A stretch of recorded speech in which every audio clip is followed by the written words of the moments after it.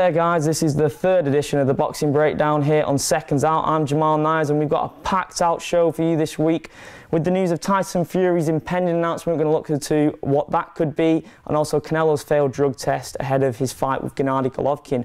Will that affect the fight going ahead? We'll find out later, but first up, one of the biggest fights of the year so far, and my favourite fight of the year so far, Deontay Wilder versus Luis Ortiz. Wow, what a heavyweight fight this was.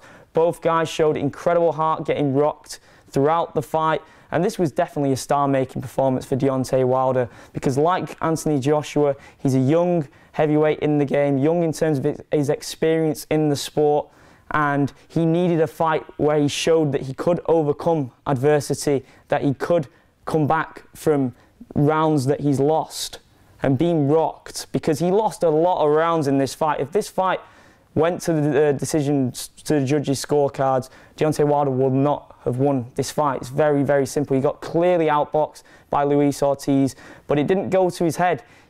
He's so reliant on his power. It's ridiculous. He's the ultimate equalizer, the right hand of Deontay Wilder. And no matter how many rounds he's losing, no matter how many rounds he's down, if he's lost 11 rounds and he's going into the 12th, there is still a very high possibility that he will knock you out in that 12th round.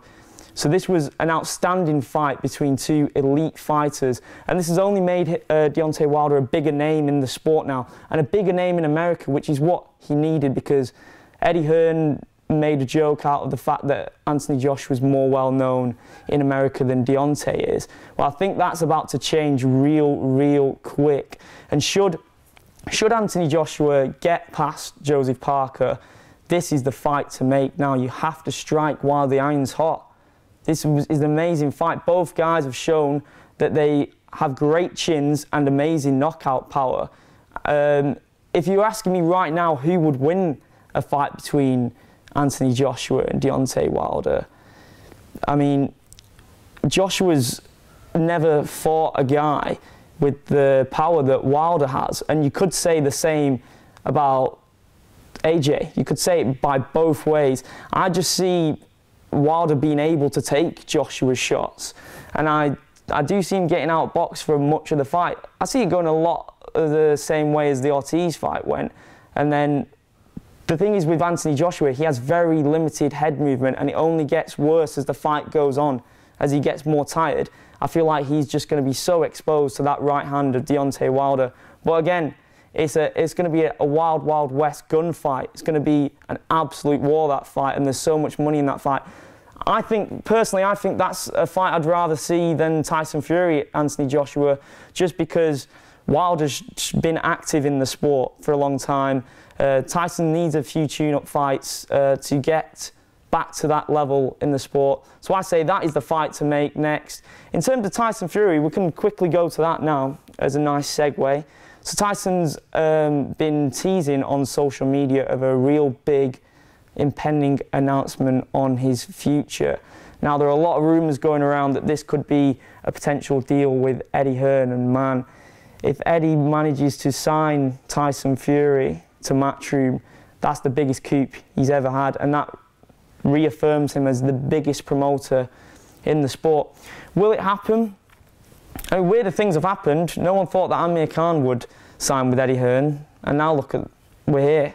The Kell Brook fight seems like it could now be a possibility. This opens up a lot of doors for the fights that Tyson can have for his comeback fight. Tony Bellew was saying that should he get past David Haye in May, he'd like to fight Tyson Fury at Old Trafford in summer. Now, that's a massive fight. Would that happen if he signed with Matchroom? Well, the chance of that going ahead is significantly higher if he's on the Matchroom roster. We'll have to see how this develops. I'm not going to say anything now, because if you'd have asked me a few months ago when, because Frank Warren did announce earlier in the year, I don't think a lot of people have made this very clear. Frank Warren announced that he had signed Tyson Fury and that he'd be fighting in March, and then didn't follow up on anything. There was no press conference, there was no follow-up on it, and Box Nation have since removed any promotion involving Tyson Fury from their Twitter account. So that could be a hint. we'll find out maybe the next Boxing Breakdown episode, episode 4. Maybe Tyson Fury will be a matchroom fighter then. But also we had a big card in Sheffield at the weekend. Brook versus Gavchenko. It was an easy win for Kell Brook. Wasn't competitive at all, but it was just good to see Brook back in there, healthy after the eye injuries that he sustained in the Errol Spence and Golovkin fight. So it's good to see him back and healthy. Hopefully he can steadily get back to that elite level now. Errol Spencer has said that he would like a rematch against him eventually, because people forget that Kell Brook was very much winning that fight until the injury happened, and then Errol Spencer just exploited that injury. Errol Spencer is an amazing fighter, but Kell Brook is a world-class fighter. So it'll be interesting to see where his career goes then. Obviously the talk is Amir Khan, but Eddie Hearn's actually told Brook Charlo to get his money out of his purse and make an offer for the Kell Brook fight. So that would be an interesting fight. Charlo packs a hell of a punch. He's got great knockout power, and it'd be a massive step in competition for him. Speaking of the Charlo brothers, also backstage there was a video doing the rounds of Jamal Charlo, the other twin, getting in some trash talking with Daniel Jacobs. Jacobs is obviously a matchroom fighter now, so they could happen on the same card, which would be very interesting. Two high-profile matches for the Charlo brothers. And also the biggest outside of the ring story this week is the fear that the Canelo-Golovkin fight might not go ahead. But the thing is, with this, Canelo has failed drug tests for traces of clenbuterol. So that's what the steroid is called. And it was actually found in contaminated meat. And there is a long history with Mexican athletes and the clenbuterol, which is found in the contaminated meat. Francisco Vargas, back in 2016, went through the same process, but his fight was allowed to go ahead because it wasn't intentional. It wasn't done with the idea to have any impact on his performance. So the fight is going ahead. There is going to be further investigations into it, but I'm so glad that the fight is happening. This is the biggest fight of the year. Billy Joe Saunders actually offered his opinion on it. He believes that Canelo, I'm not going to read out what he said because it's quite explicit, but he said something along the lines of that he's not surprised at all. He's always thought that Canelo was a drug cheat. So, you know, Billy Joe Saunders getting his name out there. These are the type of fights that he's going to go after now, should he defeat Martin Murray, which seems quite likely in April. So it's a very interesting time to be a boxing fan. We've had a packed weekend. Now we're going to segue to an interview that I've done earlier in the week with a really exciting fighter from Bolton who is a good friend of Amir Khan's. He's working with Gallagher's Gym at the moment, and he's just recently fought on the JD Next Gen show on Sky Sports. His name is Osman Aslam, and I hope you enjoy this interview. Both rocking the double denim here today. You're coming off that decision win on the JD Next Gen show. How much of a great experience was that for you, fighting on such a big stage? To be honest, it was a very unbelievable show. The lighting, everything was so professional, and it was a first-time experience for me, but I loved every minute of it. Right, there's a bit of confusion as to what Joe Gallagher's role is in your camp in terms of as fighter. Can you explain that to the viewers now, because there has been a lot of confusion? Yeah, Joe's my manager. Alex Matvienko is my coach.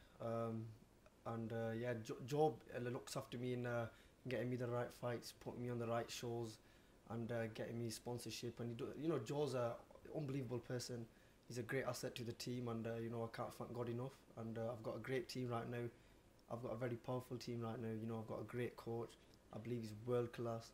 I've got a great manager, great strength coach, Tom McNeil. So I've got a full great team. So does that mean, because obviously you've got the Khan versus LaGreco, you're going to be on that undercard of that. Are those the sorts of fights that you're going to be aiming to be on the cards of now? That was a surprise for me as well. I was training with Amir, and we were both training together, and I see him like an older brother to me, someone who's paved the way for all of us. And Amir rang me and he said, do you want to come to the gym and train? So I didn't expect he's going to say, I'll put you on the undercard. I got to the gym, we've done a few sessions together, and he said, oh, I'm fighting on I'm fighting on April 21st. Would you like to be on my undercard? I said, wow, that's an unbelievable opportunity. And then I took it, and now I'm on the undercard. So how long have you known Amir for now?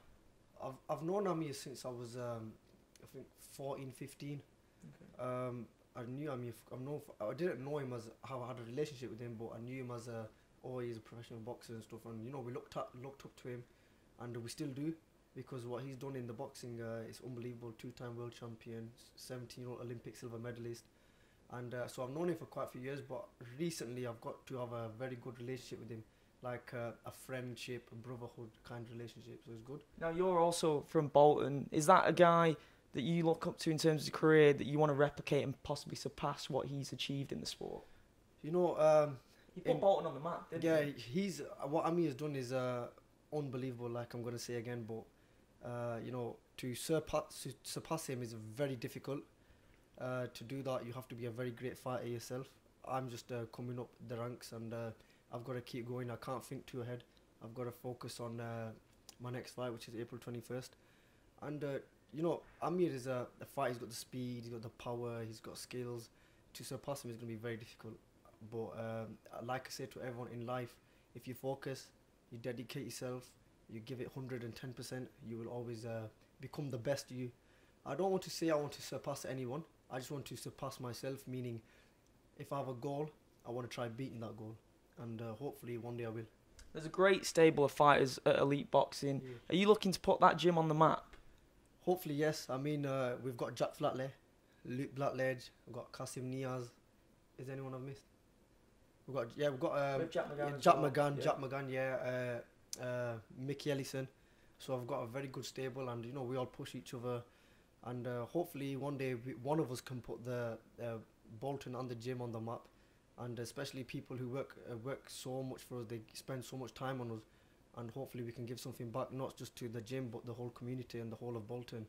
And I believe every athlete, every person who does get a lot of success, they should give back to the community, because it's really the community that comes and supports us, and because of the community we get where we are. Do you think that because all this success has come so quick for you as a young fighter, how have you adapted to dealing with that? It must be a bit difficult at times not to think too ahead of yourself. Yeah, you do get a lot of people who try being your friend, who've not spoke to you for years. And this is just part of, I guess, the journey. How do you deal with that? Do you ignore it? Or? No, I just reply to them, say hi. If they say hi, I say hi back. If they say... so a lot of people ask me to come out for meals with them, go out and see them, or come to meet them, but I've never met them for a long time. So obviously they might be here for some reason. My coach Alex, he's not only just a boxing coach, he's like a mentor. He's someone who helps us how to deal with these things outside of boxing as well. And these things you can't buy. It's a great experience from Alex, what he teaches me. But to deal with these things, you get a lot of people who want to be your best friend. They invite you to parties, or they invite you to certain places, but I just stay away from all that. I focus on my boxing. I know this is just the beginning. I mean, now I'm going to fight hopefully some top prospects in the country, and then hopefully I want to keep getting to the high level. So I've seen you on small hall shows for a while now, and I've told you the amount of times you've impressed me and stuff. I want to know what made you get into the sport of boxing, and I'm guessing you've been around people that have told you that you've had this sort of God-given talent in terms of your natural speed and ability. When I was in year 7 in school, my brother knows this, that's why he's laughing. When I was in year 7, I used to sell chocolates and crisps with my friend. Oh, really? Yeah, so we used to go to the local farm foods, and there's other shops that we used to go to. We used to buy loads of the jumbo packs and stuff, and we used to sell chocolates and crisps. And one day, it was a break time, and we were selling the chocolates and stuff. And this year 11, this big lad, he came over, and he was like, obviously we opened our bag to show him what we've got, and he put his hand inside and he took quite a few things. So I said to him, I stood up to him, I said, listen, please give us these things back. And he said no. So he pushed me, and I tried to fight with him, and he beat me up. He beat me up, and then he beat my friend up as well. Oh, really? Yeah, he beat us both up. So I was like, God, I need to learn how to fight. So yeah. Do you thank that guy now for that experience? 'Cause he's pretty much put you on the map. I know who he is as well. You still know him? Yeah, I still know him. Yeah, we're quite good friends. Yeah. Wow. So, anyways, so when he beat us both up, I kept getting this thought for the next 3 days. I need to learn how to fight.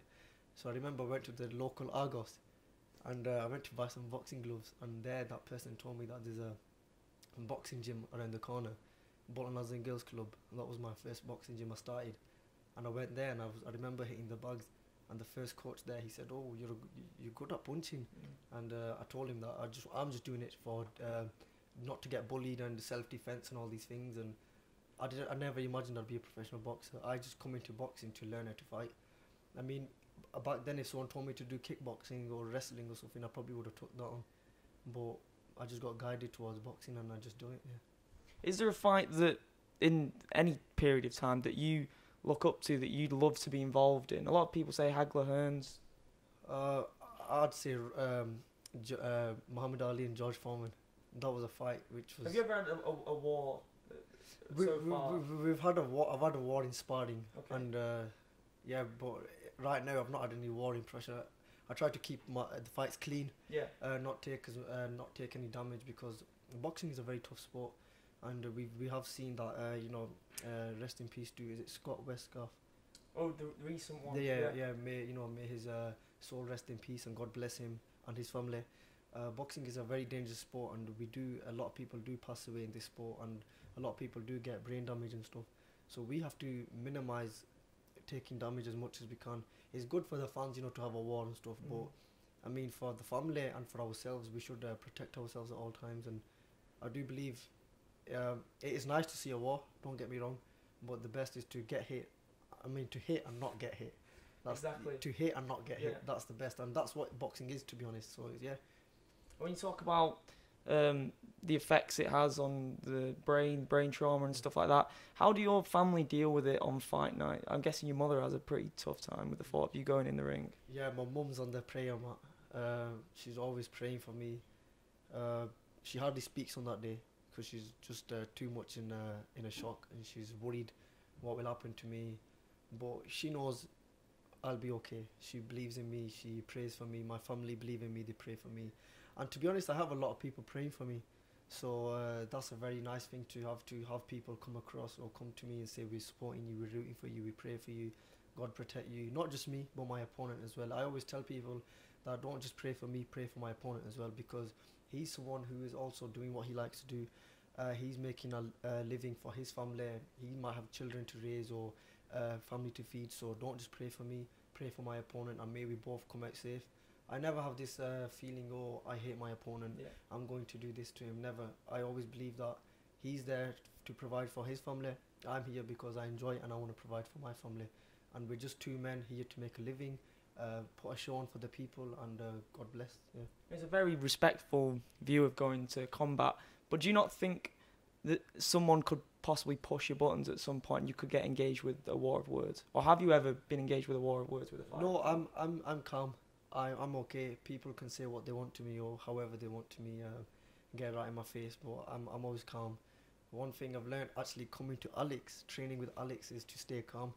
When I was at previous gyms or in the amateur days, I was very panicky, always always trying to knock someone out, like honestly. But now Alex has changed me as a complete fighter, the way I think.